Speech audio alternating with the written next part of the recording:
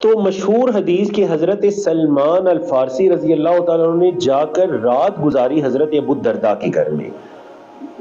دونوں ہی عظیم صحابی ہیں.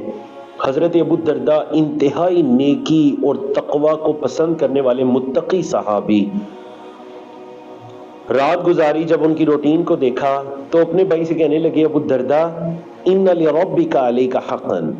ابو الدرداء آپ کے رب کا بھی آپ پر حق ہے. ولی نفسک علیک حقا, آپ کی جان کا بھی تو آپ پر حق ہے. ولی اہلک علیک حقا, آپ کے اہل و عیال کا بھی آپ پر حق ہے. ایک حدیث کے اندر ہے ولی زوجک علیک حقا, آپ کی بیوی کا بھی تو آپ پر کچھ حق ہے. فاعطی کل ذی حق حقہ, ہر حق والے کو اس کا حق دو. ابو الدرداء یہ ہوگا عدل و انصاف. اور صحیح مسلم کی حدیث ہے, نبی کریم صلی اللہ علیہ وسلم کے سامنے جب یہ واقعہ ذکر ہوا تو آپ صلی اللہ علیہ وسلم نے فرمایا صدق سلمان, سلمان نے بالکل سچ کہا ہے کہ واقعتاً انسان کے رب کا بھی حق ہے, جان کا بھی حق ہے, اہل و عیال کا بھی حق ہے. مطلب شریعت آپ سے یہ نہیں کہتی کہ آپ نیکی کے کام کے اندر اتنا مصروف ہو جائیں کہ اہل و عیال بھی ڈسٹرب ہو جائیں. راتوں کو بھی دعوتی سفر ہو رہے ہیں یا راتوں کو بھی دعوتی کام ہو رہا ہے, دن کو بھی ہو رہا ہے.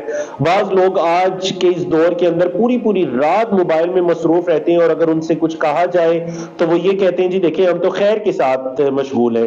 ایک طرف آپ کی بیوی بچے ہیں اور دوسری طرف موبائل کی خیر ہے. تو اللہ کے بندو آپ چلیں کسی خیر میں مشغول ہوئے بھی تو یہ نفلی کام ہے.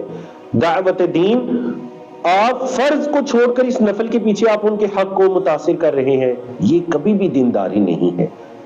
تو نبی کریم صلی اللہ علیہ وسلم فرمایا سچ کہا سلمان نے, ہر ایک کے حق کو ادا کیجئے. اہل و عیال کا حق ہے, اپنی جان کا حق ہے. یہ سارے دعوتی کام اور اس کے علاوہ خیر کے دیگر کام, سوشل ورک, سب بہت ضروری ہیں, لیکن مقدم ہے آپ کی جان, آپ کے اہل و عیال.